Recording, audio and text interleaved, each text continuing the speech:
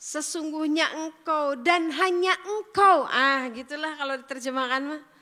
Sesungguhnya engkau dan hanya engkau yang bisa menerima taubatku, karena tidak bisa kita dikafarati dosa, dihapus dosa kalau kita meminta maaf, meminta ampunan kepada zat selain Allah. Dan diikuti dengan Ar-Rahim, Allah itu maha menganulir dosa kita, setelah itu mengikutinya dengan kasih sayang. Ar-Rahim di sini ada yang mentafsirkan bimakna al-jannah. Jadi kalau orang yang sudah bertobat, lalu taubatnya diterima oleh Allah Subhanahu wa taala, jaminannya adalah surga. Tapi karena rahimnya Allah, kenapa Allah memberikan kasih sayang untuk orang yang bertobat? Karena Allah senang dengan orang yang bertobat. Senang apa senang banget? Senang banget. Nah, Allah lebih senang dari orang yang seperti itu, kata Rasul.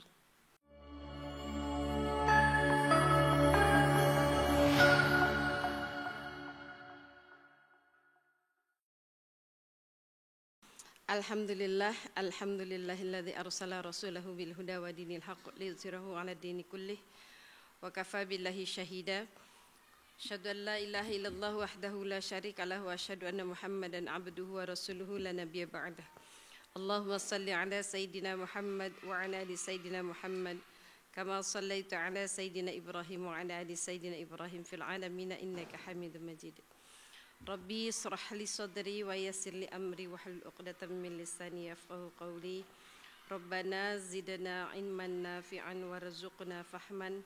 Allahumma arinal haqqa haqqan warzuqna ittiba'ah wa arinal batila batila warzuqna istinaba. Amin. Apa kabar ibu-ibu rahimakumullah? Ini garelis. Ini salah leger.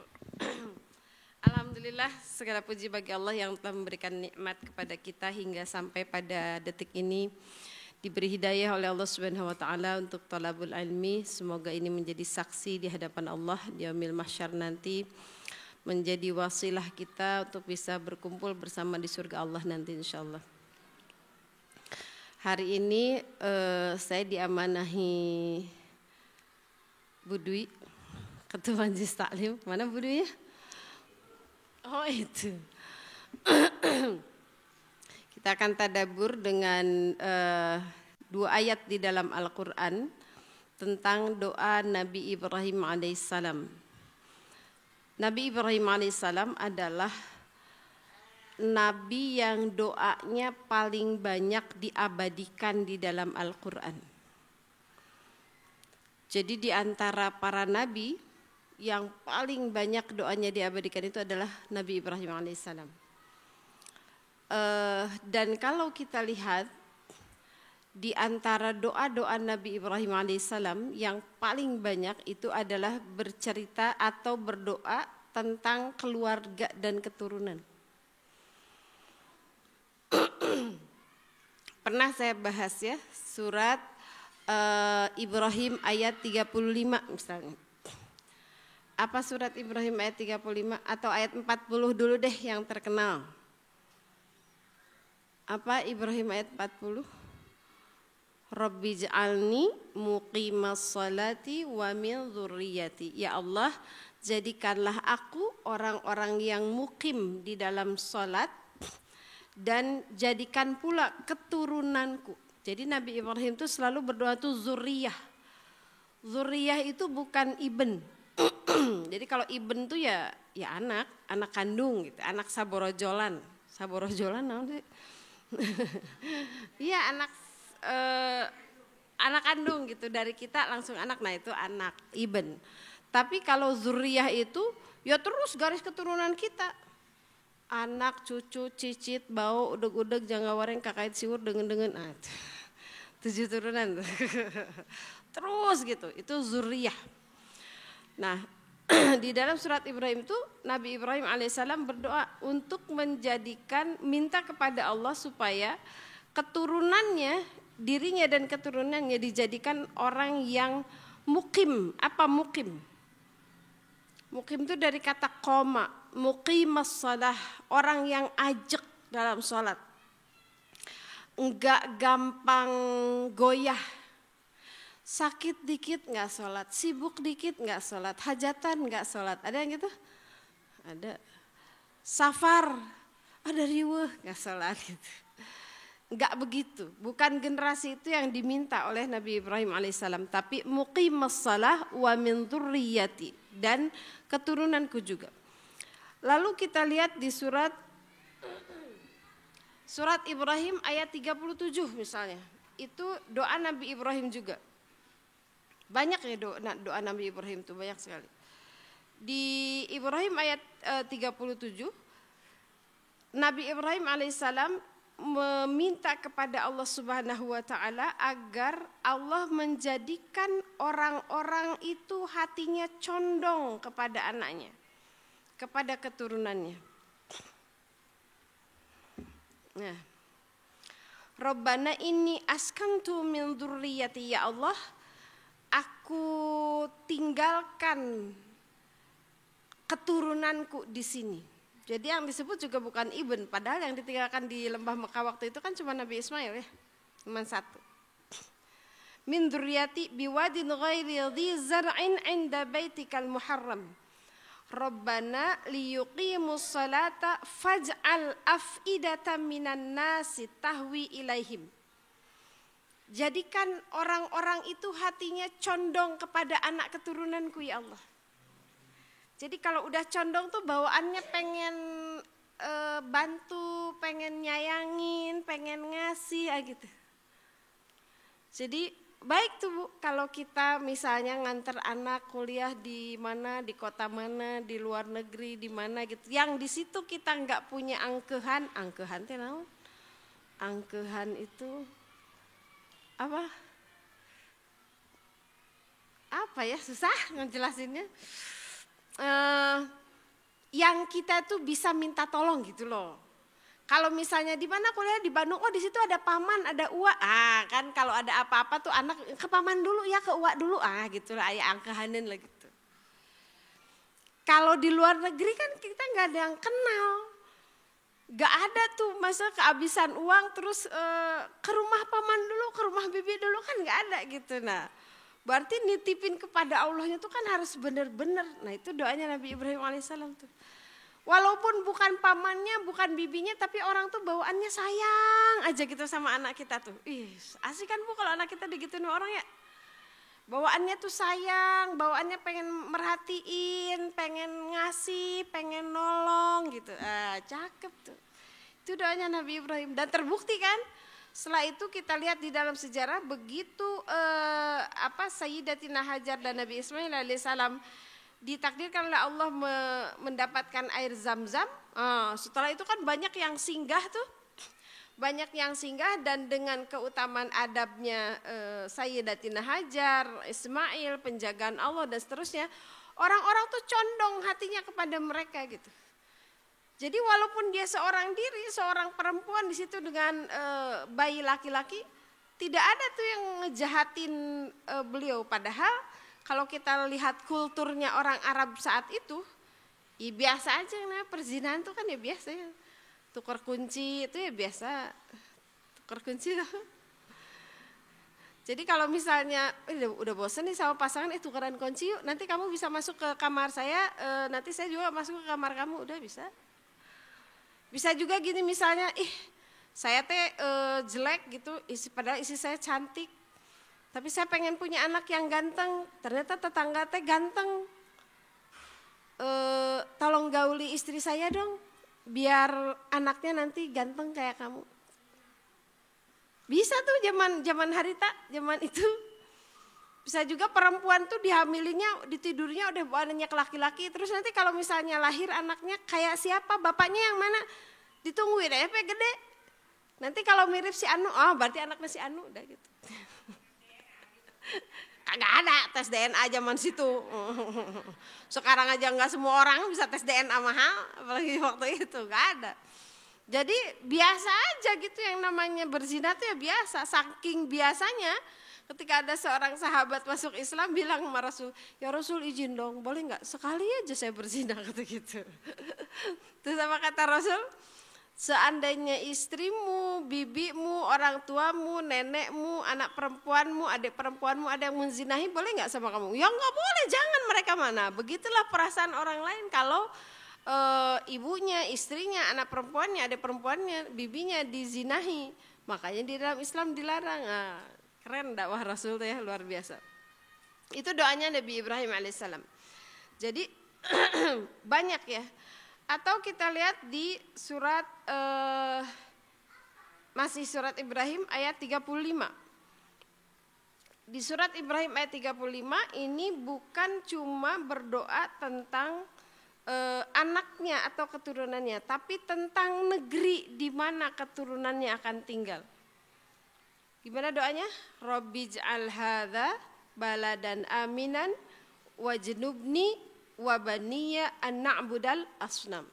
Ya Allah, jadikan negeri ini negeri yang aman dan jauhkan anak keturunanku dari menyembah berhala. Karena apa?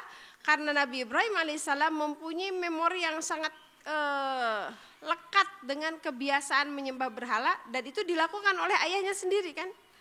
Sehingga itu yang paling ditakutkan oleh beliau. Makanya doanya seperti itu. An na'budal asnam. Ada juga doa Nabi Ibrahim alaihissalam di surat Al-Baqarah ayat 126. Ya, di ayat 126. Kalau tadi di ayat 35 surat Ibrahim itu adalah doa supaya negerinya aman secara ekonomi, maka di Al-Baqarah ayat 126 itu aman kalau tadi aman secara akidah. Rabbij'al hadza baladan aminan wajnubni wa baniya an na'budal asnam. Minta dijauhkan anaknya, keturunannya dari menyembah berhala, aman akidah. Karena Nabi Ibrahim tidak mau ada keturunannya seperti apa yang dilakukan oleh bapaknya menyembah berhala. Kan sebuah perbuatan yang sangat dungu sebetulnya ya. Mereka nggak emplek-emplek tarigu terus dibikin patung, disembah, beres sembah capek dimakan Tuhannya kan gitu.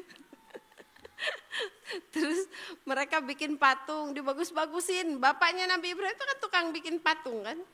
Bikin patung karena ahli pahat, dibikin gitu terus diacong-acong, diacong-acong apa? Ya disembah-sembah gitu. Maka ketika Nabi Ibrahim alaihissalam melakukan sebuah manuver gitu kan, dengan menghancurkan semua berhala, kemudian menggantungkan kapaknya di yang berhala yang paling besar, di situ bisa kick balik gitu. Ngapain tanya saya? Tanya aja tuh sama Tuhan kamu yang paling besar, kali dia tahu. Gila kamu ya, masa saya nanya sama batu? Nah lo tahu. Keren kan itu, sebuah kecerdasan yang sangat luar biasa. Nah lo tahu. Ditanya aja kagak tahu, terus lo minta tolong. Ada hujan nyembah patung, minta rezeki nyembah patung, segala macam. Bisa apa dia jawab pertanyaan kamu aja kagak tahu. Itu yang ditiru oleh seorang syekh ketika dia mendakwahi dukun. Jadi dia mengundang dukun ke majelis taklimnya, terus dukunnya datang. Jadi warga di situ tuh percaya banget gitu sama dukun. Akhirnya sama syekh itu suruh didatang ke perkumpulan warga, lalu ya basa-basi kan si dukun itu nanya, "Wahai syekh, gimana kabarnya?" Katanya gitu. Apa kata syekhnya? Nah kan, gimana ente mau percaya sama dukun? Kabar saya aja dia kagak tahu, padahal saya di depan mata dia. Langsung tuh masyarakat situ, iya juga ya. Masa kita nanya sama dia tentang sesuatu, misalnya tolong di Terawang, siapa gitu, di mana. Orang yang di depan mata aja dia nggak tahu kabarnya, padahal saya udah depan mata dia, bisa ngomong, bisa, dia masih nanya kabar saya gimana. Itu yang dilakukan Nabi Ibrahim alaihissalam. Nah kalau di Al-Baqarah ayat 126 ini adalah aman secara ekonomi. Al-Baqarah 126.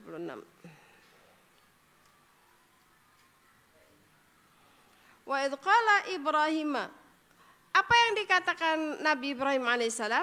Rabbij'al hadzal balada aminan. Ya Allah, jadikan negeri ini negeri yang aman. Kalau anak-anak Kia bilang itu doa untuk Indonesia. Doa untuk negeri harus, Bu. Kita harus mendoakan di mana anak-anak kita tinggal. Kalau Indonesia menjadi negeri yang tidak aman secara akidah, secara ideologis, lalu anak kita terancam dengan ateisme yang sekarang sudah mulai menjadi tren di sebagian kalangan anak-anak muda. Tidak bertuhan itu sekarang jadi tren. Makanya kebangkitan cara berpikir ateis, kemudian terorganisir dalam partai, PKI jadinya wadahnya. Kemarin beredar ya video yang jayalah PKI, jayalah apa gitu, ada partai baru yang jelas-jelas mereka itu anak-anak muda yang tidak bertuhan, lari udah semua ke sana. Dan itu cenderung mungkin awalnya sebetulnya bukan karena dialektika ideologis gitu ya, maksudnya pergulatan berpikir semata gitu. Jadi karena mereka haroreamnya masuk Islam kudu sholat, masuk Kristen harus sekolah minggu misalnya gitu ya. Ketika mereka mempunyai kemalasan merasa berat dengan konsekuensi beragama, lalu mereka mencari pembenaran dengan logika berpikir ini itu, akhirnya tidak perlu untuk bertuhan. Terus sekarang di kalangan anak muda udah banyak. Itu doa Nabi Ibrahim alaihissalam di Al-Baqarah 126. Jadi kalau mau baca utuh sebetulnya, kita hari ini menggali 127, 128 ya Bu Dwi ya. Itu harusnya bacanya dari 126. Mau nggak mau gitu. Kita buka bareng-bareng Bu ya. Saya nggak tahu kenapa Bu Dwi memilih doa ini, pasti ada latar belakangnya. Cuman kalau saya berpikirnya faqra'u ma tayassaru minal Qur'an. Ya semua dalam Al-Qur'an itu harus kita baca. Semua pasti ada pelajarannya. Jadi alhamdulillah saya disuruh belajar. Akhirnya saya baca tafsir, baca asbabun nuzul dan seterusnya. Mudah-mudahan ada hikmah yang bisa kita gali hari ini. Di ayat 126 tadi adalah doa Nabi Ibrahim alaihissalam supaya meminta negerinya negeri yang aman. Jadi kocap kacarita. Apa kocap kacarita? Alkisah gitu. Bahasa Sundanya gitu, kocap kacarita. Alkisah. Nabi Ibrahim alaihissalam ini ditafsirnya tuh hadisnya panjang banget Bu, panjang-panjang di tafsir ayat 126 sampai 128. Jadi Nabi Ibrahim alaihissalam ketika Nabi Ismail sudah beranjak dewasa, beliau tuh kan suka nengokin gitu. Nah, pada saat nengok yang pertama Nabi Ismailnya tidak ada, bertemu dengan istrinya. Lalu ditanya, istrinya itu ditanya oleh Nabi Ibrahim alaihissalam, kemana suamimu? Suamiku lagi bekerja. Saya istrinya. Bagaimana kehidupanmu? Kata Nabi Ibrahim. Lalu kata istrinya, kehidupan saya itu susah. Saya tuh di sini hidup sangat keras, sangat susah katanya gitu. Oh ya udah, saya ayahnya Ismail. Titip pesan ya buat anak saya supaya mengganti palang pintu. Lalu Nabi Ibrahim pulang. Setelah Nabi Ibrahim pulang, Nabi Ismail datang. Terus istrinya menceritakan, tadi ada orang cirinya begini dan ternyata Nabi Ismail juga diberikan diberikan ilham oleh Allah bahwa ayahnya datang. Adakah pesan dari ayahku? Kata Nabi Ismail. Iya ada. Dia menyuruhmu mengganti palang pintu. Apa artinya saya disuruh untuk menceraikanmu? Emang kamu ngomong apa ke ayah saya? Ya dia menanyakan keadaan hidup kita. Saya bilang aja apa adanya bahwa saya tuh susah hidup sama kamu gitu kan. Lalu diceraikanlah istrinya itu. Nah, di kali berikutnya Nabi Ibrahim alaihissalam menengok Nabi Ismail, didapatilah seorang perempuan yang itu juga adalah istrinya Nabi Ismail yang baru. Lalu ditanya, kemana suamimu? Suamiku kerja. Bagaimana kehidupanku? Alhamdulillah, saya hidup sangat berkecukupan. Kata istrinya Nabi Ismail. Apa makananmu? Daging. Lalu kemudian Nabi Ibrahim bergumam di dalam hatinya, sekiranya mereka juga bisa memakan biji-bijian. Jadi doanya gitu, Robbij'al hadzal balada aminan warzuq ahlahu minas samarat. Samarat di situ diterjemahkannya apa? Ada yang pegang terjemahan? Tanaman, buah-buahan. Buah-buahan. Jadi diterjemahkannya rata-rata di terjemahan Al-Quran itu samarot itu adalah buah-buahan. Aslinya samarot itu adalah segala sesuatu yang tumbuh dari tanah. Jadi segala sesuatu yang tumbuh dari tanah, hampir semua makanan kita tumbuh dari tanah ya. Sok ayat makanan kita yang gak tumbuh dari tanah. Gak ada ya. Jadi kalau disebut samarot itu artinya pangan. Semuanya. Hatta itu binatang, daging sapi kah, daging kambing, dia memerlukan samarot kan, dia memerlukan rumput untuk dia bisa tumbuh. Nah makanya kemudian Nabi Ibrahim alaihissalam berdoa, ya Allah jadikanlah negeri ini negeri yang aman dan karuniakanlah kepada penduduknya yang beriman kepadamu apa yang diminta Nabi Ibrahim, samarat. Yang menarik di ayat ini, lihat jawaban Allah. Qala, kata Allah, Allah menjawab, wa man kafara. Gak cuman orang beriman wahai Ibrahim yang akan aku jamin rezekinya. Fa umatti'uhu qalila. Orang kafir pun akan aku kasih, kata Allah. Jadi kalau kita punya kekhawatiran tentang rezeki, tentang samarot, apa tadi samarot? Pangan. Allah udah jawab, orang kafir aja akan aku jamin, kata Allah. Tempo hari ada orang sekeluarga kelaparan di mana, Tangerang apa Bekasi ya? Yang terus ketahuan meninggal kan? Ternyata kan setelah ditelusuri bukan karena enggak bisa makan ya, maksudnya bukan karena enggak punya sesuatu yang bisa diakses untuk dimakan gitu. Jadi kalau memang sudah rezekinya habis, itu akan meninggal dengan sendirinya. Emang rezekinya habis di detik itu gitu. Tapi jaminan samarot dari Allah, jaminan pangan dari Allah, makan untuk hidup gitu, itu udah ada.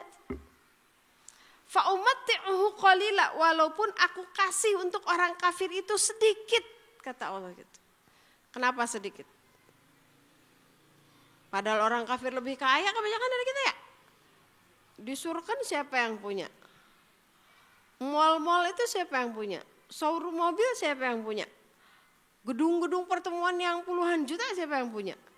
Rata-rata orang-orang kafir.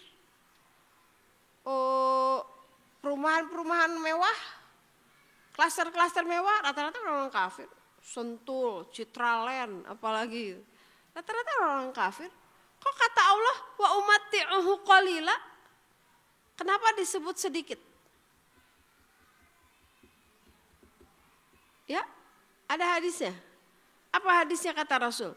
Seandainya dunia itu punya nilai, punya bobot di mata Allah, hatta seberat satu helai lalat, sayap lalat. Ada yang pernah nimbang satu helai sayap lalat seberapa mikro atau nanogram mungkin? Seandainya dunia itu punya nilai di mata Allah hatta setara dengan beratnya satu helai sayap lalat, niscaya gak akan Allah berikan kepada orang kafir, kata Rasul. Kenapa dikatakan qalila? Karena sebanyak apapun yang namanya dunia, di mata Allah gak ada nilainya. Makanya Allah bilang qalila. Apakah yang qalila itu kemudian mempunyai nilai? Gak ada di mata Allah. Baru mempunyai nilai buat kita sebagai orang muslim kalau itu dipakai ibadah. Baru tuh punya nilai. Harta tuh gak punya nilai apa-apa sampai dia dijadikan ibadah. Sebagus apapun mobil kita, kalau itu datangnya dari yang haram, dipakai untuk di jalan yang haram, gak punya makna. Sebanyak apapun gaji kita, kalau dipakainya enggak untuk ibadah, enggak. Sesehat apapun kita, kalau enggak dipakai untuk ibadah, enggak. Nah, makanya kata Allah wa umatti'uhu qalila. Lalu kata Allah, orang-orang kafir itu dengan rezeki yang aku berikan kepada mereka membuat mereka nyungsep di neraka. Wa bi'sal masir, dan itulah seburuk-buruk tempat kembali. Nah, itu ya contoh beberapa doa Nabi Ibrahim. Mohon izin Bu, saya terada ini.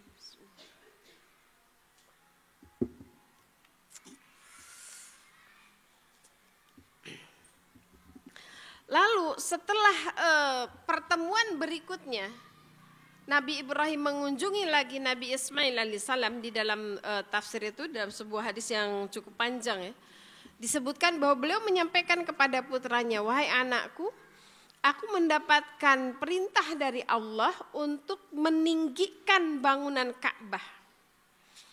Jadi ketika Nabi Ibrahim alaihissalam menyimpan bayi Ismail dan Sayyidatina Hajar, di situ tuh sudah ada, apa ya bahasa Indonesianya ya, puing-puing.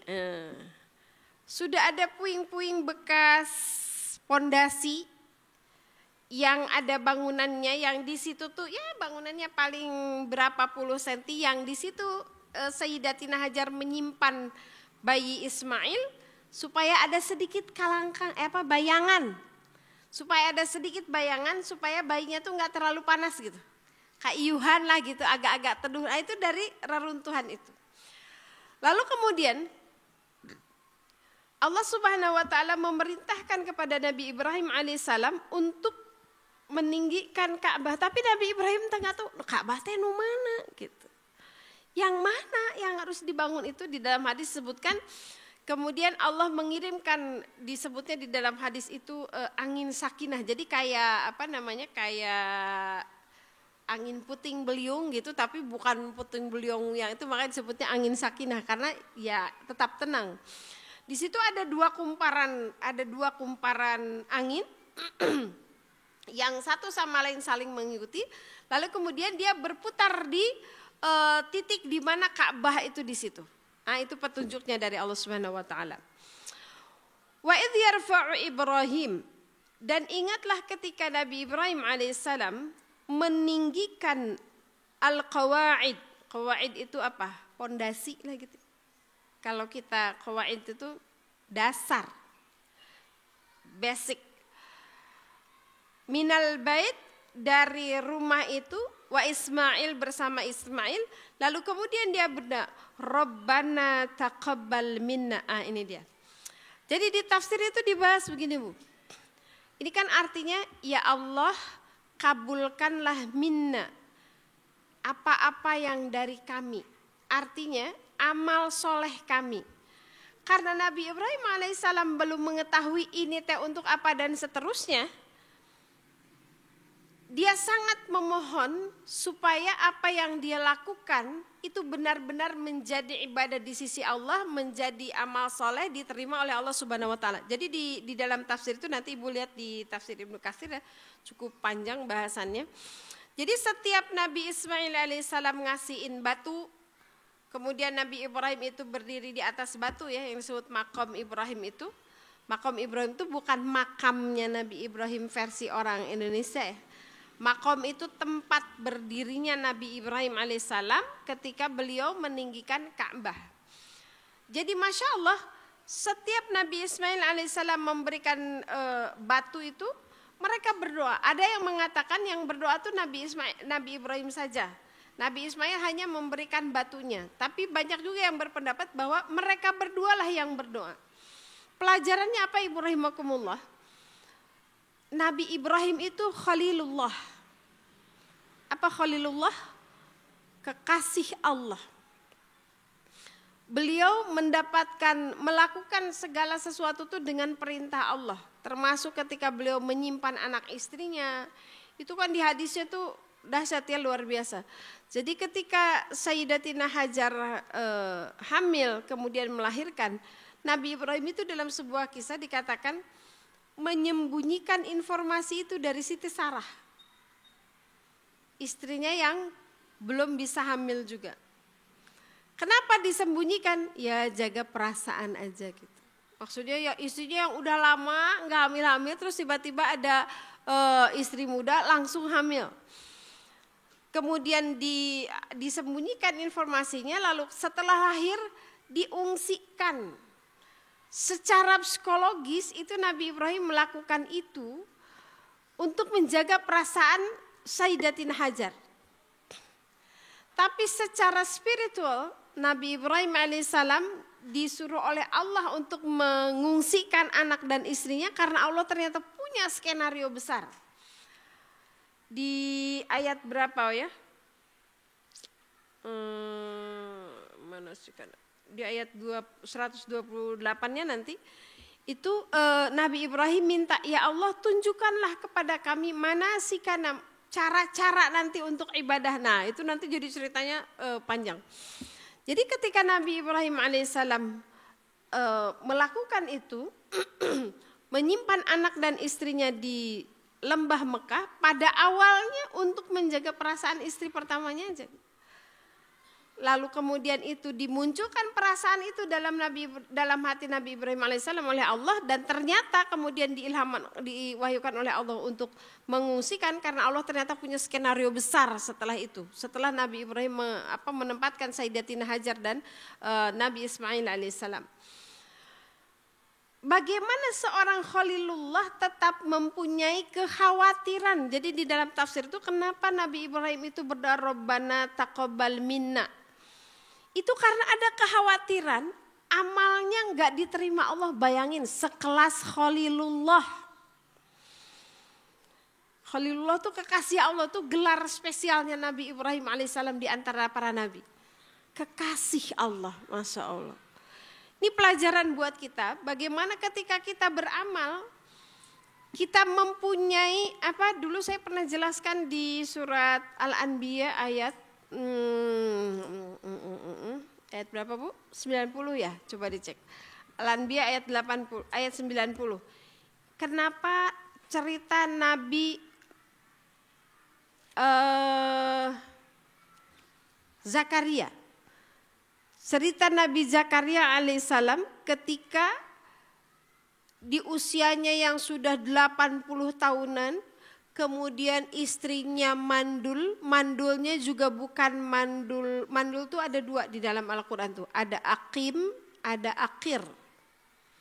Surat berapa Bu? Surat Al-Anbiya, surat ke-20 ya. Nah istrinya Nabi Zakaria itu Aqir, bukan Aqim. Jadi kalau Aqir itu mandulnya itu karena memang sel telurnya nggak ada gitu. Pokoknya secara metabolisme tubuh nggak mungkin hamil. Tapi kalau Aqim itu adalah istrinya Nabi Ibrahim alaihissalam, mandulnya itu sel telurnya ada, rahimnya ada, cuman infertil gitu. Nah istrinya Nabi Zakaria itu mandulnya mandul Aqir. Tapi kemudian ketika Nabi Zakaria alaihissalam meminta kepada Allah, ya Allah karuniakanlah aku anak keturunan, Rabbi la tadharni fardan wa anta khairul warithin, kata Nabi Zakaria. Ya Allah jangan engkau biarkan aku sendirian di hari tua ya Allah, maksudnya tanpa keturunan. Walaupun aku tahu sesungguhnya engkau lah khairul warithin, sebaik-baik yang mewarisi, yang menjaga kelak itu. Kemudian oleh Allah dikabulkan. Apa kuncinya? Coba lihat nih ya. Surat apa Bu tadi Bu? Al-Anbiya. Susah enggak ketemu. Lama ada. Ya. Wa wahabna fastajabna lahu. Aku kabulkan, kata Allah, permintaan Nabi Zakaria. Ini pelajaran buat kita nih. Gimana caranya supaya bisa dikabulkan? Fastajabna lahu wa wahabna lahu Yahya. Dan setelah itu aku beri mereka seorang anak yang aku beri nama Yahya. Jadi Nabi Yahya alaihissalam itu spesial. Yang memberi namanya Allah. Tidak pernah ada cerita di jazirah itu ada seorang yang bernama Yahya. Jadi itu special name banget dari Allah. Wa wahabna lahu Yahya. Wa aslahna lahu zaujahu, dan aku upgrade, aku solih di situ adanya yang tadinya nggak bisa hamil jadi bisa hamil gitu. Orang Arab tuh menyebut solih itu apa ya? Saya baru tahu dari anak saya pas pulang dari Mesir, misalnya ada makanan di meja, Bu, ini makanan masih solih? Artinya apa? Layak makan. Masih bagus gitu. Nah, jadi solih itu kadang-kadang begitu. Kalau ditempatkan ibu, masa baju itu mau dikasihin ke orang udah nggak solih lagi. Kalau kedengaran sama orang Sunda, sama orang kita, apa sih baju dibilang solih? Orang Arab tuh bilangnya gitu. Solih itu artinya masih bagus, masih layak. Nah, istrinya Nabi Zakaria asalnya tuh nggak layak untuk hamil. Orang dia akid. Tapi kemudian kata Allah, wa aslahna, aku solihkan lahu bagi Zakaria itu zaujahu, pasangannya. Coba kenapa dia dikabulkan? Innahum kanu, kata Allah, karena mereka ketika berdoa itu yusari'una fil khairat, mereka awali dulu dengan kebaikan-kebaikan yang segera mereka lakukan. Jadi doa tuh harus diikuti dulu dengan kebaikan, dengan amal soleh.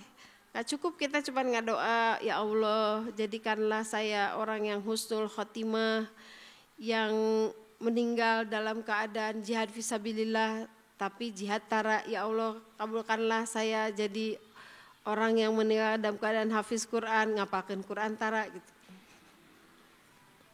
Ternyambung kan? Jadi diikuti dulu, diawali dulu dengan amal soleh. Lalu kemudian apa? Wa yad'unana raghoba wa rohaba.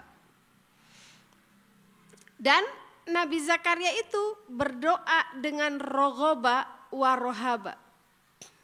Ini nyambung dengan surat Maryam ayat 4. Ketika Nabi Zakaria berkata kepada Allah, ya Allah, apa Bu ayatnya Bu? Kok jadi lupa? Yang artinya tuh, ya Allah aku minta anak walaupun aku udah tua, istriku tulang-tulangku sudah renta, istriku mandul, tapi aku minta keturunan kepadamu ya Allah. Dan yang aku tahu engkau tidak pernah mengecewakanku. Ngancep banget. Jadi seolah-olah apa? Selama itu memang Nabi Zakaria kalau berdoa tuh selalu dikabulkan Bu. Jadi beliau merasa yang ini juga pasti dikabulkan dah walaupun gak mungkin gitu.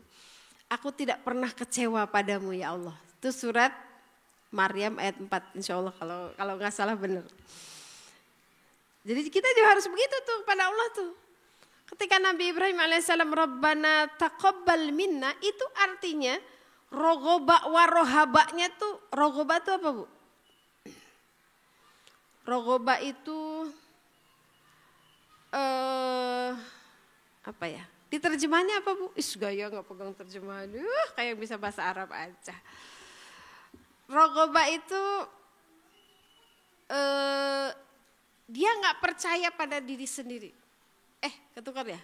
Punten apa terjemahannya? Harap cemas ya. Rogoba itu penuh harap kepada Allah karena kita tahu buat Allah mah gampang. Jangankan menciptakan yang Nabi Zakaria sama istrinya, Nabi Ibrahim sama istrinya gitu, yang satu mandul, yang satu udah tua. Orang dari yang tidak ada jadi ada aja kayak Nabi Adam bisa gitu. Jadi ketika Nabi Ibrahim alaihissalam berharap penuh kepada Allah, lalu kemudian berdoa Rabbana taqabbal minna, itu pada keadaan rogoba yang amat sangat. Rohaba itu apa? Kalau rohaba, jadi kalau rogoba itu, ya Allah sesungguhnya sangat mudah bagi engkau untuk mengabulkan permintaan hambamu seberat apapun. Tapi di satu sisi ketika kita berdoa, kita tuh harus punya apa ya? Punya rasa tahu diri lagi. Tapi saya teh ya Allah, saya juga ngaku saya teh banyak dosa, saya teh ikhtiarnya terbatas, saya teh banyak maksiat, tapi pengennya banyak, nah harus gitu tuh perasaan kita tuh. Dan itu harus seimbang, karena kalau tidak seimbang, kalau kita cuman rogoba aja, nanti kita takut, terus nanti kita suudon, kayaknya gak mungkin dikabul deh sama Allah, soalnya saya banyak dosa gitu. Seolah-olah Kita punya pikiran Allah tuh baru mengabulkan kalau ada syarat tertentu gitu. Padahal buat Allah ya bisa-bisa saja kan gitu. Tapi kita juga tidak boleh punya pikiran ada Allah maha pemurah, maha pengasih, maha penyayang. Udah doa aja tanpa memperhatikan maksiat kita, dosa kita, istighfar kita. Enggak boleh juga. Nah itu doanya Nabi Ibrahim alaihissalam. Rabbana taqabbal minna innaka antas sami'ul alim. Mana tadi ayatnya? Kabur. Sesungguhnya engkau ya Allah As-Sami' maha mendengar, Al-Alim dan maha mengetahui. Ibu rahimakumullah, kenapa asma Allah yang disebut di dalam ayat ini adalah As-Sama'? Ketika kita berdoa, maka yang paling diharapkan adalah doa itu didengar oleh Allah. Lalu kemudian Al-Alim, Allah maha mengetahui karena Allah tahu kadar keikhlasan seorang hamba itu seperti apa. Pantasnya enggak diterima itu seperti apa. Jadi kalau kata Ustadz Edi Chandra, kalau memahami sebuah ayat, konteksnya itu seperti apa, lihat Asmaul Husna yang disebut di ujung. Ini Asmaul Husna kan rata-rata disebut di ujungnya. Innaka antas sami'ul alim, innallaha ghafurur rahim dan seterusnya dan seterusnya. Itu tuh clue, jadi clue bahwa isi dari ayat itu konklusinya tuh ada di Asmaul Husna itu. Bagaimana Allah bisa mengabulkan doa kita, mengabulkan doanya Nabi Ibrahim alaihissalam, lalu kita membuat sebuah kayak merajuk gitu. Ya Allah, engkau kan maha mendengar ya Allah, masa saya ngedoa gak kedengeran? Gitulah kurang lebih kalau bahasa nyelenehnya. Jadi artinya kita punya keyakinan doa kita tuh pasti didengar Allah gitu loh. Tapi selain didengar oleh Allah, Allah juga maha mengetahui doa mana yang layak dikabul. Doa mana yang gak pantas dikabul, Allah maha mengetahui. Jadi ada posisi ketika kita berdoa tuh kita punya harapan bahwa Allah tuh mendengar doa kita. Tapi di satu sisi Allah juga maha tahu doa mana yang layak dikabulkan. Sehingga kalaupun tidak dikabulkan, kita tidak dalam posisi Allah teh engkau ud'uni astajib lakum, tapi saya ngadoa teh dijabah gitu. Enggak begitu. Karena kita yakin Allah tuh maha tahu. Saya penasaran dengan surat Maryam tadi ayat 4 Bu. Coba kita doa buka bareng-bareng. Ini ada berdoa kepada Allah. Jadi kenapa Nabi Ibrahim Nabi Zakaria itu tidak, ini belajar ada berdoa kepada ini ya, kepada Nabi Zakaria. Ya. Nah. Rabbi inni, ya Allah sesungguhnya kata Nabi Ibrahim alaihissalam, kata Nabi Zakaria alaihissalam, wahanal azmu minni, washta'alla ra'su, udah washta'alla ra'su itu apa? Udah mengkilat rambutku, mengkilat itu maksudnya beruban. Syaiban, walam akum bidu'aika rabbi syaqiyya. Aduh Allah. Jadi saya kalau ini suka agak melo. Belum pernah kecewa kepada Allah tuh maknanya ada dua kalau saya tadabburi ya. Yang pertama bisa jadi Nabi Zakaria itu selalu dikabulkan oleh Allah sehingga dia tidak pernah kecewa kalau dia berdoa. Bisa juga difahami bahwa walam akum bidu'aika rabbi syaqiyya itu artinya adalah ya Allah, Engkau berhak mengabulkan apapun yang diminta oleh hambamu. Engkau berhak juga menolak, yang jelas apapun keputusanmu, aku tidak akan kecewa atas keputusanmu gitu Bu. Kenapa? Karena Allah tadi, Allah itu selain maha mendengar, dia maha mengetahui. Jadi tidak layak kita kecewa ketika Allah tidak mengabulkan doa sesuai dengan apa yang kita minta. Doa itu pasti dikabul, semua doa pasti dikabul haqqan. Cuman bentuk pengabulannya yang berbeda-beda. Nah, bentuknya seperti apa? Allahus Sami'ul Alim. Allah Maha tahu presisinya tuh pantasnya yang ini dikabulnya gimana, kapan, dalam bentuk apa. Persis seperti yang dia minta. 1. 2, dikabul tapi dalam bentuk konversi.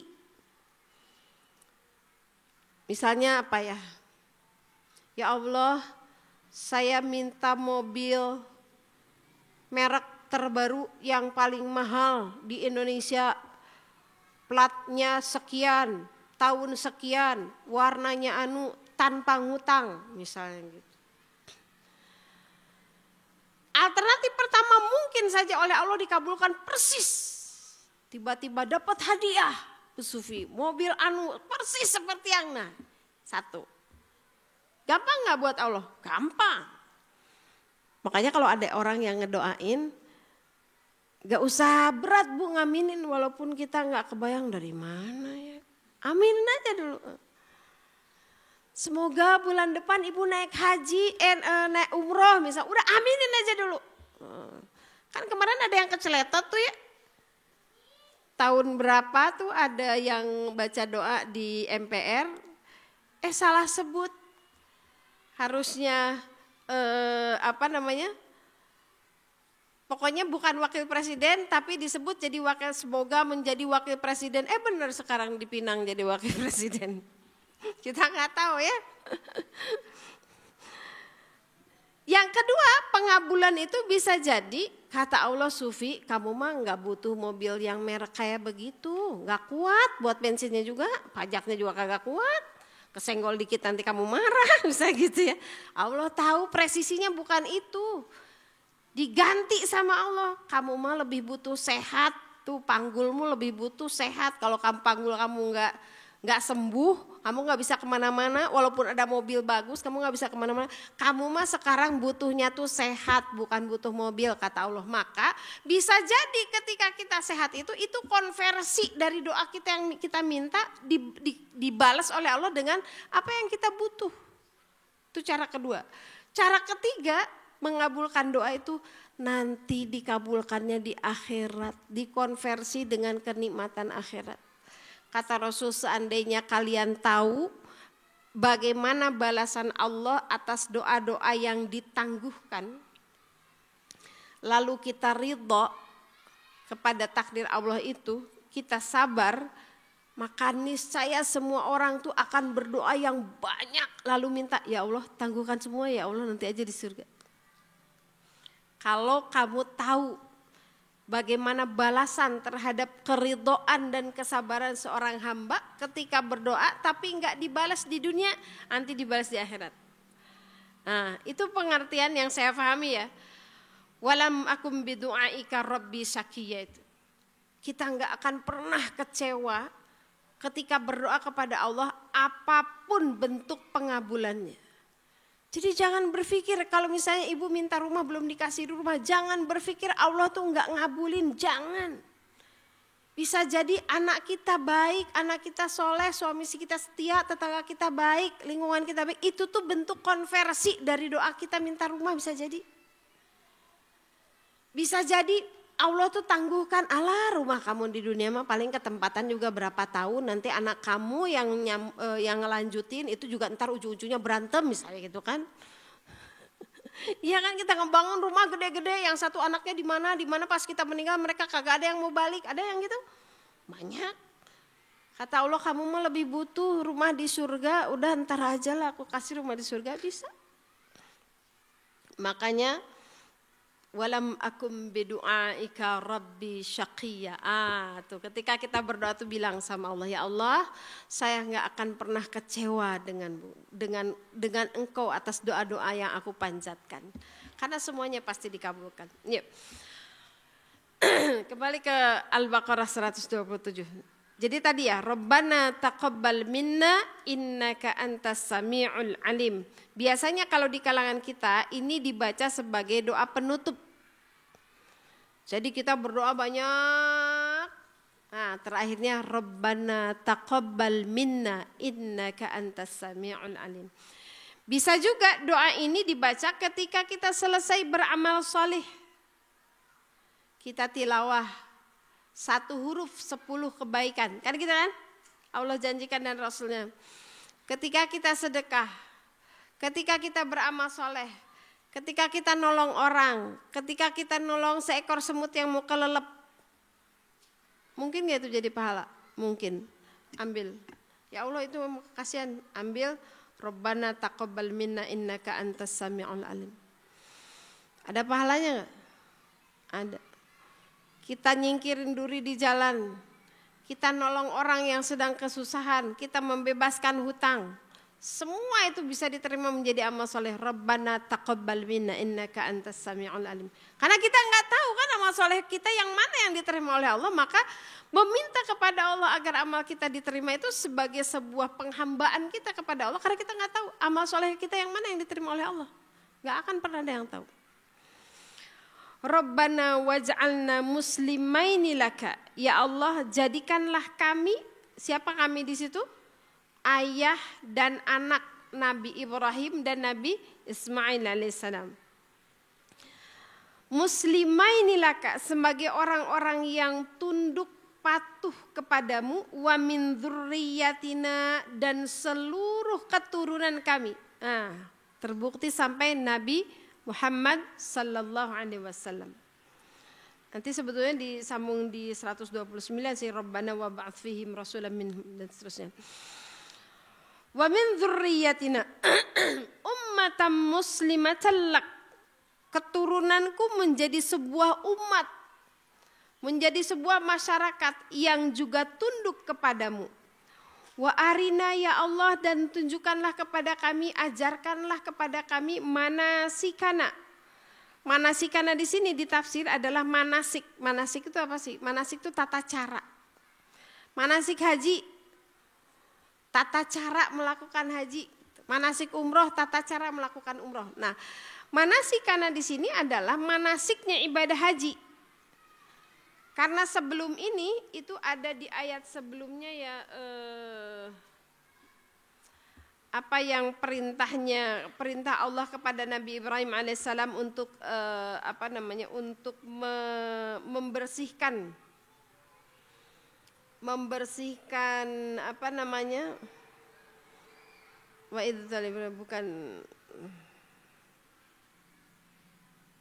ini ayat 125-nya sebelumnya itu kan Allah memerintahkan kepada Nabi Ibrahim, wa ahidna ila Ibrahim wa Ismail an tahira baitiyal lit-taifina wal akifina war ruk'is sujud.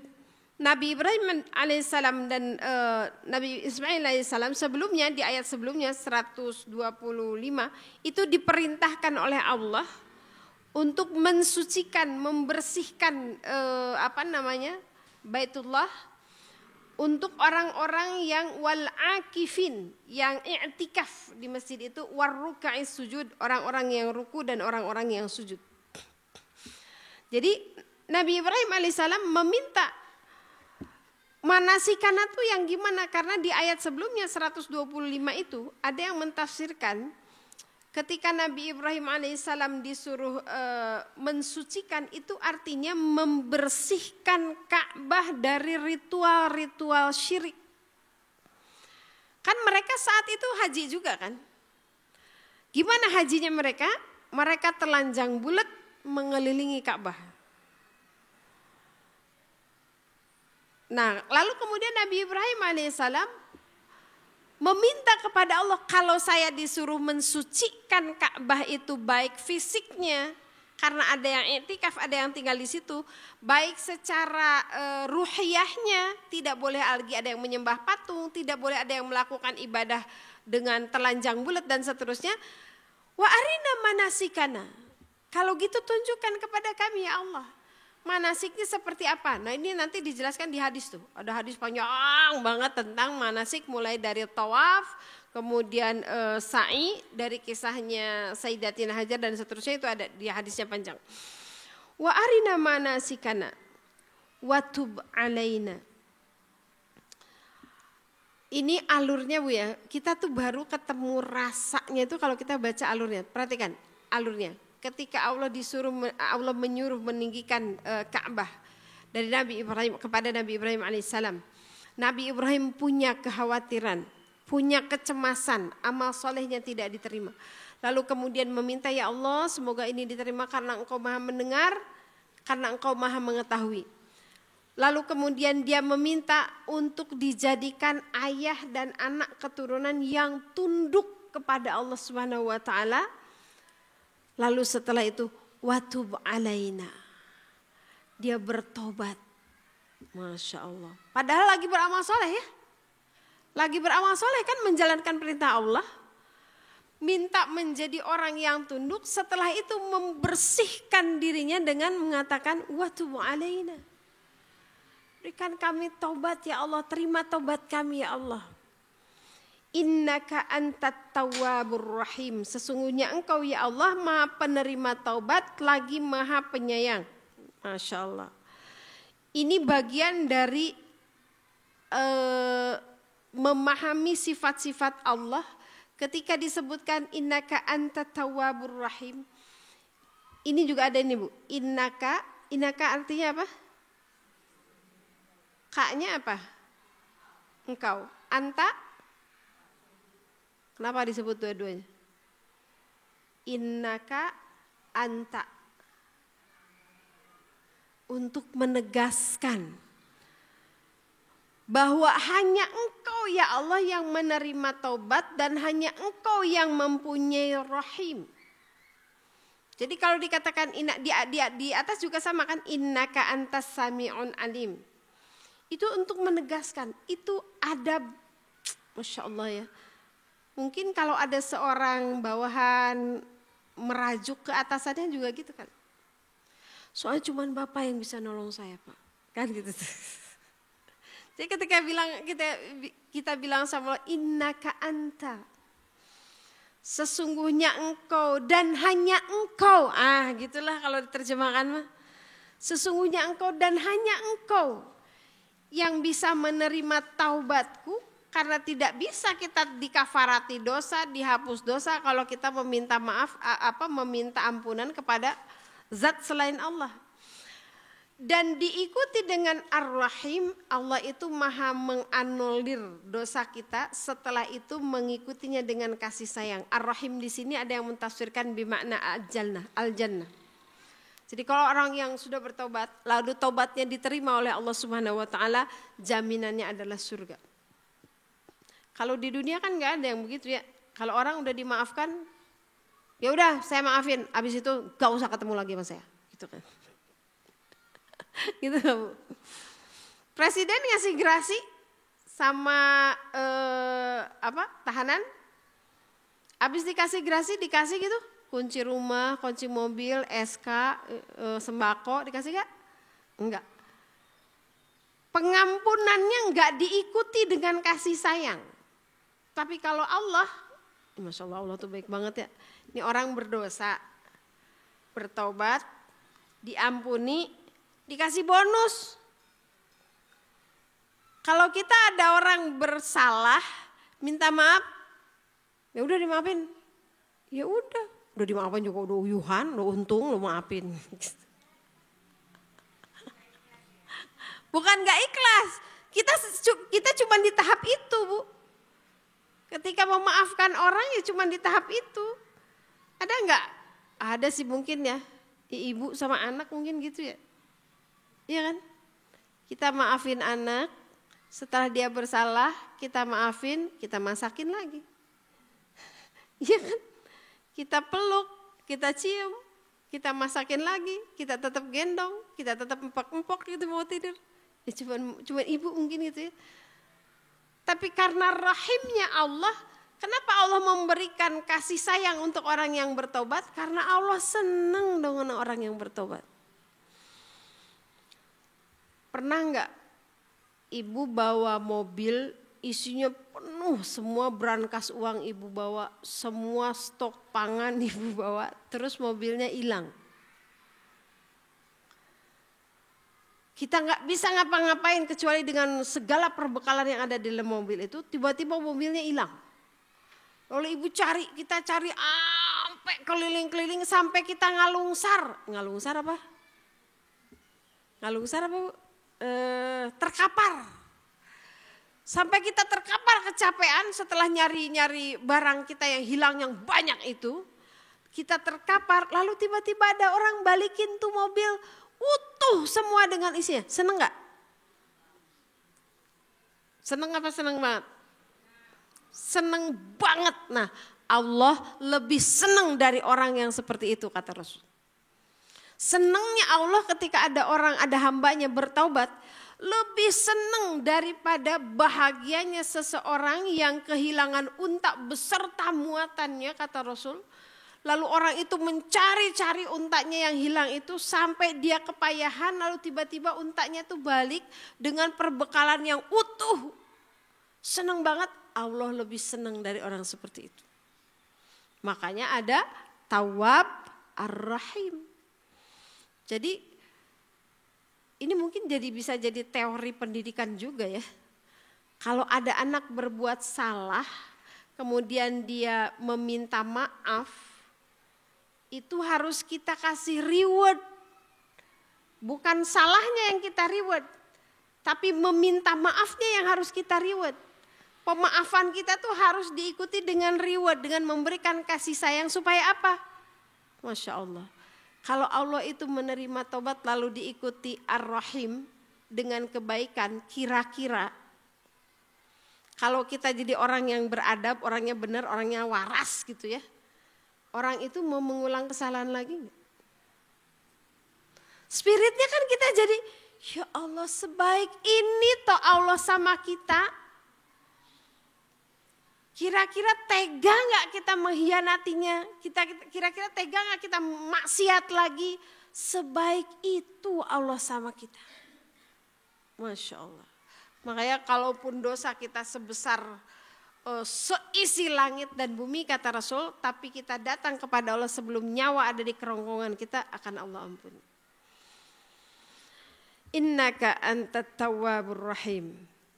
Kalau yang kedua ini Bu, ini kalau yang pertama tadi kan kita untuk di doa terakhir, kemudian kalau kita sedang beramal soleh, Rabbana taqabbal minna innaka antas samiul alim, itu kita baca. Kalau yang kedua ini terkait dengan keturunan kita. Ini di buku doa saya ada nggak ya? Ibu-ibu udah dapat buku doa saya nggak sih? Belum? Beneran? Perasaan udah saya bagiin deh. Bu Rida, coba punya nomor Pak Ima enggak? Saya kemarin nyetak buku Bu, nyetak buku kumpulan doa. Jadi sepulang haji itu saya nyetak kumpulan doa. Ada 40 doa, tapi yang saya kumpulkan itu doa yang diawali dengan Robbana. Jadi 40 doa yang diawali dengan kata Robbana di dalam Al-Quran plus doa-doa untuk anak. Termasuk yang tadi itu Al-Imran Ibrahim 35, Al-Baqarah 126 itu ada. Itu saya cetak pertama kali itu 3.000-an. Habis dalam waktu sekejap. Akhirnya kata saya ini masih banyak yang minta tapi dompet saya udah kosong. Akhirnya saya buka wakaf. Ayo siapa yang mau wakaf? Satu bukunya 3.000. Kan lumayan Bu, kalau nyetak 3.000 lagi kan gitu ya. Saya buka wakaf, alhamdulillah dari wakaf itu terkumpul akhirnya saya nyetak lagi 5.000 buku. Dan itu habis. Iya ya, kemarin saya sisain 1.000 tadinya untuk tanggal 11 saya insya Allah bareng sama Mamah Dede di Masjid Al-Mutakin. Saya bilang sisain deh 1.000 buat nanti tanggal 11 kan kalau jamaah beliau yang datang mah mungkin ribuan ya. Tanggal 10-nya saya dengan Hubabah Halimah Alaidrus di Masjid Raya. Nah saya buka 5.000 dan 5.000 ternyata habis juga Bu. Saya bilang nih saya habisin kemana doang sih? Perasaan banyak banget 8.000. Saya penasaran Bu, saya list lah majelis taklim. Ternyata majelis taklim yang pernah saya datang itu hampir 100. Ada 98-an loh, ya pantesan 8.000 habis. Kalau satunya aja udah berapa, belum lagi Bu Sufi saya minta dong buat di pengajian saya. Iya mangga, ada itu mah wakaf ya. Jadi ya udah saya ini aja. Saya minta untuk di RT saya, di arisan saya udah. Alhamdulillah. Nah di dalam itu ada tuh doa untuk anak. Insya Allah nanti saya bagikan lah itu mah. Itu mah ada titipan jamaah. Nah karena 5.000 itu habis Bu, akhirnya saya buka wakaf lagi. Buka wakaf lagi, mudah-mudahan bisa kecetak. Saya lagi running nih, lagi pesen 10.000. Kaya. Tapi saya belajar dari kemarin yang 5.000, alhamdulillah cuma dalam waktu berapa hari ketutup tuh 5.000 tuh. Kan penduduk kota Bogor tuh 800.000. Jadi kalau saya bikin 8.000 teh kagak ada apa-apanya tuh. Majlis taklim saya 100 ya gimana, nggak cukup. Jadi alhamdulillah mudah-mudahan kalau ibu-ibu ada yang berkenan untuk ikutan wakaf, nanti saya kasih nomor rekeningnya, bukan di rekening saya, ada yang mengelola, itu 3.000 per bukunya. Jadi nanti ibu wakafnya bisa begini, Bu Sufi saya wakaf ya, kemarin ada yang wakaf 1.000, saya wakaf 1.000 terserah Bu Sufi mau dikemanain, nah itu yang saya ambur-amburin. Ada yang saya wakaf 100 ya, 50 terserah Bu Sufi, 50-nya saya ambil buat saudara-saudara saya, bangga. Ada yang saya wakaf 10 tapi semua saya ambil ya buat keluarga, mangga. Gitu. Itu mah nebeng jariah aja lah Bu Sufi mah. Mudah-mudahan ada pahalanya. Kalau ada yang mau ikutan wakaf mangga, nanti bisa dikoordinir. Nah itu ya Bu, terkait doa. Jadi ini dibaca untuk keturunan kita. Rabbana waj'alna muslimaini laka. Apal? Ya Allah, waj'alna, jadikan kami muslimaini. Kenapa di sini muslimaini? Itu bentuk dua, karena di situ adalah Nabi Ibrahim alaihissalam beserta anaknya. Jadi kalau ibu sedang anaknya lagi bager gitu ya, nah dipeluk lah, bacain. Rabbana waj'alna muslimaini laka wa min dzurriyyatina ummatan muslimatan lak. Sampai situ kalau kebutuhan kita. Karena kita enggak minta wa arina manasikana. Kalau Nabi Ibrahim alaihissalam meminta supaya beliau bisa antahira baitiyal apa? Antahira hafalan tuh ya. Baitiyal lit-ta'ifina wal aqifina war ruk'i sujud. Kalau Nabi Ibrahim minta manasik itu karena beliau punya kepentingan untuk mensucikan Ka'bah dari perbuatan-perbuatan syirik. Rabbana waj'alna muslimaini laka wa min dzurriyyatina ummatan muslimatan lak. Jadi koleksi tambahan hafalan doa. Mungkin itu tujuannya Bu Dwi memberikan judul itu pada saya ya, supaya kita jadi tambahan doa. Ada yang sudah hafal sebelumnya doa ini? Rabbana taqabbal minna innaka antas sami'ul alim. Rabbana waj'alna muslimaini laka wa min dzurriyyatina ummatan muslimatan lak. Agak jarang dihafal Bu ya. Agak jarang dihafal. Mudah-mudahan setelah ini kita biasa menghafal ini. Yang pertama tadi Rabbana taqabbal minna untuk apa? Kalau kita selesai berdoa dengan doa-doa yang banyak, maka di closing dengan doa itu. Atau kalau kita beramal sesuatu, kita minta Allah mengabulkan, maka dengan doa Rabbana taqabbal minna innaka antas sami'ul alim. Untuk supaya keturunan kita dan kitanya sendiri menjadi orang yang tunduk, patuh kepada Allah, taat kepada Allah dengan di ayat 128-nya.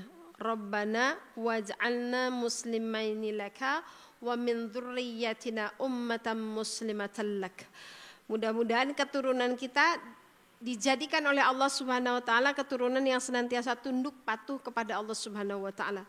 Karena tantangan anak-anak kita ke depan tuh makin berat luar biasa Bu ya. Anak-anak kita dihadang dengan berbagai berbagai ujian moral, mental dan lain sebagainya tuh ngeri sekarang itu.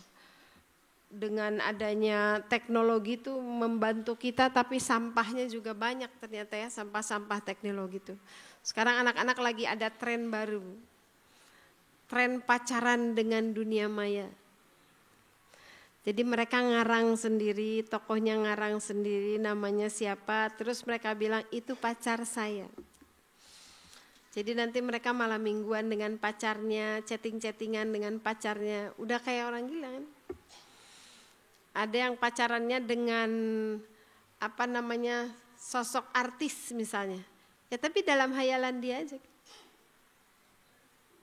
Naon kan sakit tuh? Di sekolah nggak ada. Tuh Bu, yang 5.000 tinggal 10 Bu, gimana tuh? Ini diwakilkan ke saha tuh? Ya? Ya datang lagi aja minggu depan ya, minggu depan dibagiin lah gratis. Nanti sih saya lagi cetak lagi insya Allah tanggal 10 jadi. Jadi tanggal 10 saya nggak bisa bagikan pas Hubabah Halimah Al-Idrus, tapi tanggal 11 mudah-mudahan kalau udah jadi tanggal 11 saya bagikan di Al-Mutakin waktu saya sama Mamah Dede insya Allah. Ini jadi sementara dibagikan siapa tuh? Kenapa? Masih ada 10.000 ongoing di percetakan, udah setengah jalan lah insya Allah. Udah. Doakan mudah-mudahan ada rezekinya yang wakafnya banyak, karena 10.000 tuh saya perlu 30 juta. Kayak murah Bu ya, 3.000 doang Bu, itu satu bukunya cuma 3.000. Tapi kalau misalnya 10.000 ternyata 30 juta ya. Alhamdulillah, Allah maha kaya insya Allah. Asalnya juga saya gak kebayang Bu, pas saya mencetak 3.000, 3.000 ya, aku bangke lah. Ayah rezekina. Tapi pas mau nyetak ulang deh, jadi wakaf. Mudah-mudahan bermanfaat. Ada yang jamaah begini, kenapa saya tertarik mencetak banyak? Jadi saya bagikan juga kan di majelis-majelis ibu-ibu di perkampungan lah gitu ya. Mereka tuh ini banget, excited banget itu. Oh, doa ini tuh ternyata artinya ini gitu. Ya seperti kebanyakan kita lah murenya, ngadoa teh kadang-kadang nggak tahu artinya. Terus dia bilang, ternyata doa teh banyak geningnya Bu Sufi. Iya teh baru yang diawali dengan Robana, belum yang diawali dengan Allahumma, yang diawali dengan Robbi. Terus ada yang gini, jadi dibaca 5 ba'da sholat subuh, ba'da zuhur dibaca 5, ba'da asar ada begitu. Jadi Masya Allah saya terinspirasi aja akhirnya udah saya bikin banyak, mudah-mudahan Allah cukupkan insya Allah. Baik Ibu-ibu rahimakumullah, ada yang bertanya menambahkan? Rabbana atina fid dunya hasanah itu doanya Nabi Muhammad SAW. Dan hanya satu itu doa Rasulullah itu yang diabadikan oleh Allah di dalam Al-Quran. Tapi doa itu atina fid dunya hasanah itu kita minta kepada Allah supaya diberikan kebaikan di dunia. Apa definisi kebaikan di dunia? Pernah saya sampaikan. Sok gerak di buku catatan ibu pasti ada. Yang 10 tahun lalu kayaknya. Atina fid dunya, atina ya Allah berikan kepada kami fid dunya hasanah. Apa fid dunya hasanah? Kalau secara umum orang membayangkan kebaikan di dunia itu mungkin badan yang sehat, rezekinya lapang, punya anak, punya keturunan, punya rumah, suaminya ganteng, gajinya gede, soleh, gak selingkuh gitu ya misalnya ya. Tapi ternyata yang disebut dengan fid dunya hasanah adalah kebaikan di dunia yang dia itu memberikan endorse kepada kita untuk mendapatkan kebaikan akhirat. Jadi mobil yang bagus, rumah yang bagus, harta yang banyak itu bukan definisi fid dunya hasanah kalau dia enggak pi akhirateun. Dia enggak dipakai ibadah. Malah dia misalnya gara-gara rumahnya bagus jadi sayang kalau mau ninggalin. Jadi enggak mau netangga, enggak mau ke majlis taklim gitu misalnya. Gara-gara uangnya banyak jadi seneng healing, akhirnya hedon, gak inget mati, hedon ya gitulah, gak inget mati, maunya tuh cuman main doang dengan rezeki itu, maka uang yang banyak itu bukan fid dunya hasanah.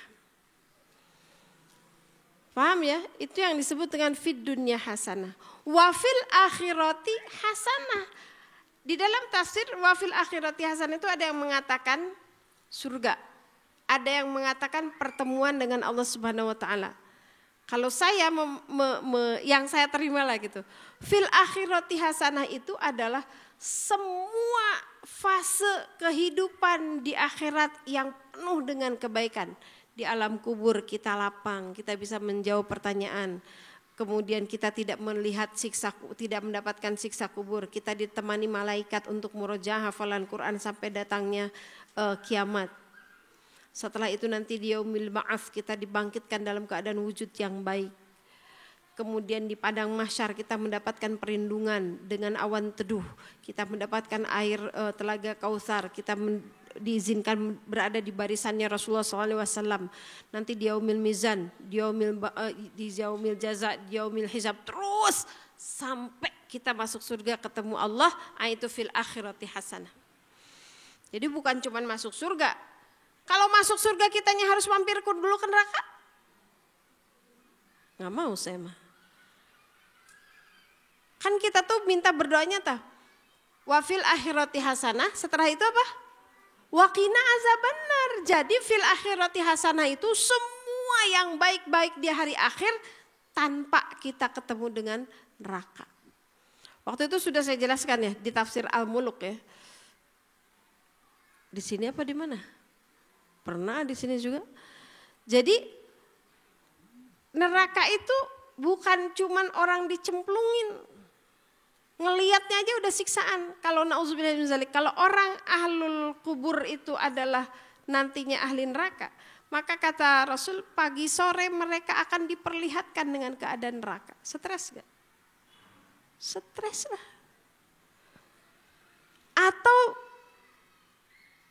mendengar. Di dalam Al-Quran tuh ya, di Al-Muluk tuh, mendengar suara neraka aja itu udah siksaan. Karena suara neraka itu adalah apa di dalam Al-Muluk itu? Syahiqa wa hiya tahfur. Pernah saya jelaskan apa makna syahid? Syahid itu kayak inhale, nyedot. Suara nyedotnya neraka itu udah menghancurkan. Tafur itu bergolak, nyembur. Jadi kayak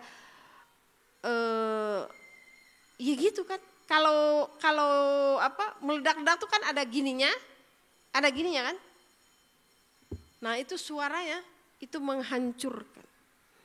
Emang bisa sebuah sebuah benda hancur oleh suara? Bisa. Coba ibu pasang mic, colokin ke speaker yang berapa ribu megahertz gitu. Terus masukin ke telinga kita. Pecah gak gendang telinganya? Oleh apa? Oleh frekuensi suara. Jadi pada frekuensi tertentu suara itu bisa menghancurkan massa, bisa menghancurkan benda. Nah itu yang nanti dia. Jadi fidunya hasanah wa fil akhirati hasanahnya itu adalah membuat kita nggak mampir ke neraka, dan fil akhirati hasanah itu udah semua kebaikan di hari akhir tanpa kita masuk ke neraka. Nah gitu Bu. Iya. Nah kalau taqabbal minna itu ibu setelah doa banyak termasuk doa Robbana Atina. Kan Robbana Atina fid dunya hasanah bukan doa penutup. Kenapa orang banyak menjadikan itu sebagai doa penutup? Karena itu mencakup semua doa-doa. Nih, misalnya ibu pengen Robbi habli minas solihin, ya Allah pengen punya keturunan yang soleh. Fid dunya hasanah bukan itu? Fil akhirati hasanah enggak? Nah. Kemudian tadi minta rezeki. Robbi ja'al hadza baladan aminan, negeri yang aman. Fid dunya hasanah enggak itu? Wajnubni wa baniya an na'budal asnam, keturunan yang tidak menyembah berhala. Fid dunya hasanah enggak? Fil akhirati hasanah enggak? Gitu. Jadi yang semua yang kita minta itu adalah fid dunya hasanah wa fil akhirati hasanah. Cuman bedanya kalau para nabi yang lain doanya tuh dirinci. Nabi Ibrahim dirinci tuh pengen anak yang soleh, pengen anak yang rajin sholat gitu kan. Anak yang dicenderungi oleh hati-hati orang lain. Nabi Zakaria berdoa anaknya supaya jadi anak yang baik, anak yang dijaga oleh setan dan seterusnya, dijaga oleh Allah dari lindungan dari godaan setan gitu kan. Yang lain-lain tuh nabi-nabi yang lain tuh dirinci, Bu.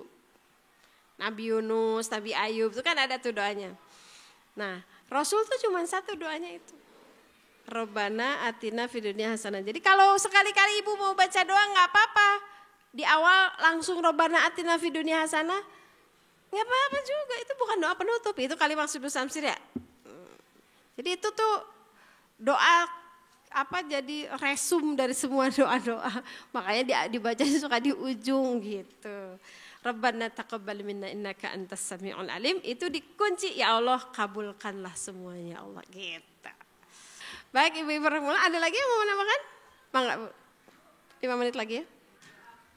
Kalau itu Al-Ahqaf ayat 15 ya. Rabbi auzi'ni an ashkura ni'mataka allati an'amta 'alayya wa 'ala walidayya.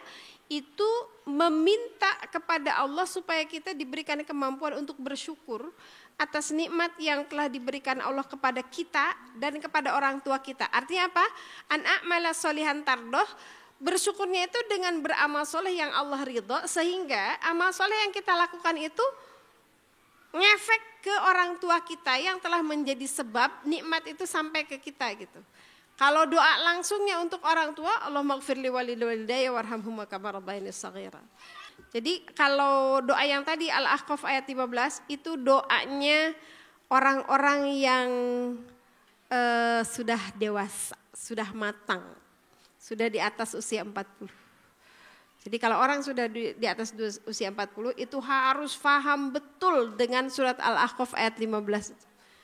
Itu doanya. Itu menggambarkan amalan-amalan utama kita di usia 40 tahun ke atas itu ada di dalam surat Al-Ahqaf ayat 15 itu. Sudah pernah saya bahas juga.